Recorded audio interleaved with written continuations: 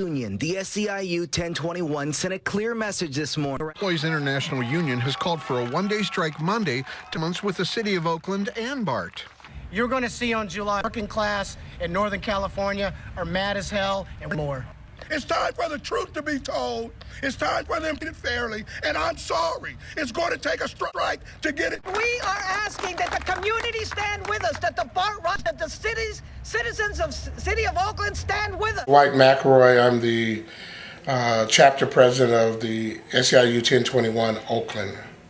And what are the issues that your local has faced, your members have faced, that have brought you to the decision that you have to take strike action? Well, first of all, our members have suffered takeaways for the last 6 years and no living increase whatsoever, which actually put us 27% behind the price of living. People have lost their homes. People have lost their reserve funds. For the first 3 or 4 years, people kind of managed to just use money they had saved. And at this point in time, a lot of our employees have lost their homes. A lot of our employees are in foreclosure. A lot of our employees have filed bankruptcy. And this is not the life of your average, everyday, hard-working individual, and it should not become the life of, as well as simultaneously, we have watched the services that tax dollars should pay for and be provided by the for the citizens. We've watched that erode immensely. And we've watched a deceptive behavior, a phenomenon of a shell game mentality coming out of City Hall, which is allow me to hide the money and tell them there is none, and allow me to find it at the end of the year. Oh boy, I found $40 million. Well, that money was actually available at the beginning of the year, but you hid it in different accounts.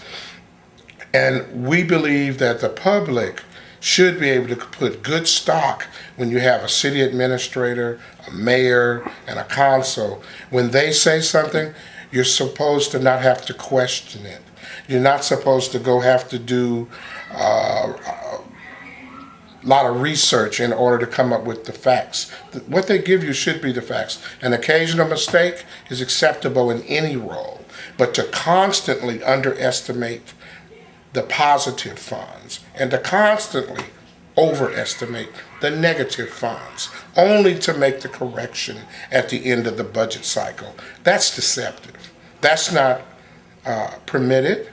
That is also what you call non-transparent. It's also called dishonest. It just depends on how serious you want to be and exactly how plain language. It is not an accident. It is a purposeful deception of the public, which should be criminal. Now, you say your members who have been working full-time have, as a result of these givebacks and concessions, have lost their homes. They're in desperate straits. So it sounds like you're being pushed into the situation to fight the city for proper pay and proper conditions. Well, yeah, we certainly have been sitting down at least since March and attempting to bargain with the city to come up with a contract that we could take to our coworkers and say, this is something that we believe in and something we feel that the city is being honest about. Without that, we cannot go to our coworkers. The city has pontificated. The city has illustrated that all they're interested in is wasting time. Normally when you do contracts toward July, you would start to add days so that you could get to the point by July 1 you would be finished. The city started subtracting days. The city refused to add days and also cancel days.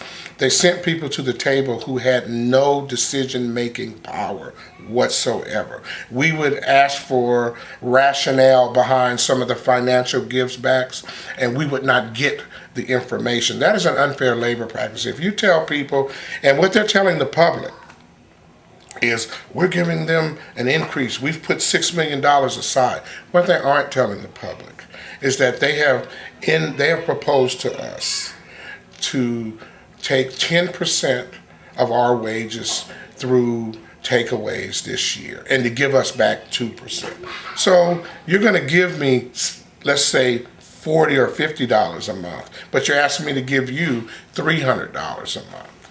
So The public just needs to see the total picture in order to make a total decision as to what is really going on. And we're extremely, extremely tired of the deceptive behavior, of the misleading of not only the public, the employee base, and just in general. It's not a way to do business. We want to get out of the box. When we said we wanted to be out of the box, we meant because of the coming out of a very negative period in America relative to the bank's downfall and the economy tumbling. Out of the box meant looking at creative ways to solve problems.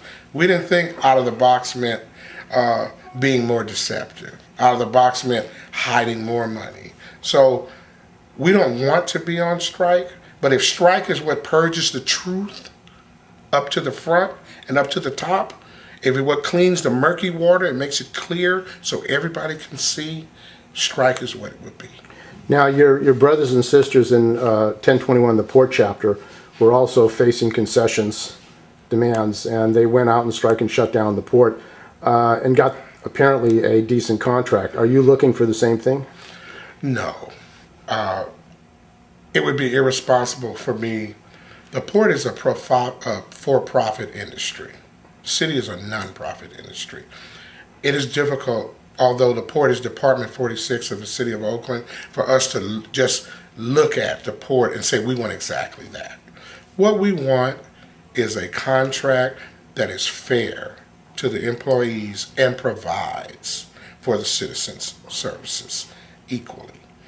What we want is to not to scare the public, which is what the city administration had done, going around to different districts, talking about crime, and more police, more police, more police, more police, which we do believe a better application of how we use our police resources is extremely necessary.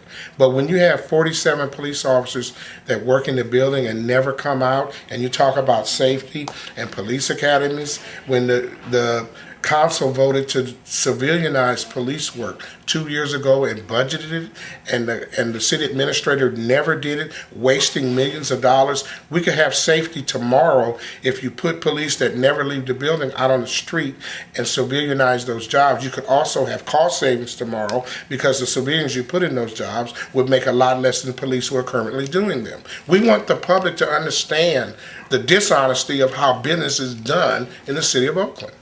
Now, it seems like there's a general attack on BART workers. They want more concessions from BART workers. Public workers seem to be the scapegoat in this country, being blamed for the economic crisis and saying that their pensions are too high, their health care is too good, and they have to take concessions. What's your response to that? It's historically known that it's always easier to go after what seems to be a softer target.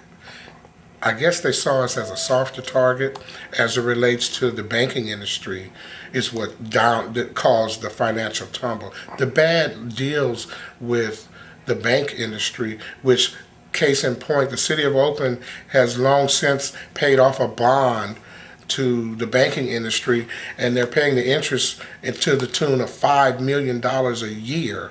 And they refuse to go and do like other cities have done, which is be forgiven, because the banks were bailed out by the government. Who's the government? The citizens' tax dollars. So if the banks got bailed out and they're still charging us a high rate on a bond long since paid, I want my administration to go and confront them and minimally amortize down, if not have it eliminated totally. Show me that kind of work from them. That is what the citizens need to know, and that's the kind of work the citizen should demand. And if it takes us to expose it as a union, that is our obligation back to the community. Now, the Alameda Labor Council and the labor movement has supported the mayor, Jean Quan, quite actively, helped oppose a recall. Why is she taking this tactic toward the unions, which have been a big supporter of her administration? Allow me to just say that I'm learning a lot about politics, and a lot of it I don't agree with. And what I will say is that this union, and for what my input can be, is going to look at very simple mathematics when it comes to following and promoting politicians in the future. And what can people do who want to support your struggle, the right of the city workers of Oakland to get a decent benefit, decent conditions? Come to our rally, Frank Ogawa Plaza, noon on July 1st. Become active in your own community. Find a community group, any group you're comfortable with. Educate yourself about the process in the city of Oakland, about how council works, about how committees work, so that you can start to seek the truth in the budget. The truth is no longer simple. Whenever you have a document that reads 3 different ways on 3 different occasions, it's not for you to understand, and it was never meant for you to understand. If you can write a checkbook and manage your bills at home, you should be able to read a budget that is written by an accounting specialist. So the accounting specialist is using their brilliance in a negative way to deceive the public. It's our responsibility to bring that dirty truth, as uncomfortable as it is, to the forefront so we the people can confront it and get it straight and get the right people in the right place managing our money. Do you think that this hard line that the administration has taken is uniting the members, your members, and uniting the labor movement in general? Yes, sir. When I spoke about a soft target, they underestimated us. We're not a soft target. They thought we were a picket on a fence. No, brother, we're a post. You can kick a picket off, but it's hard to remove a post.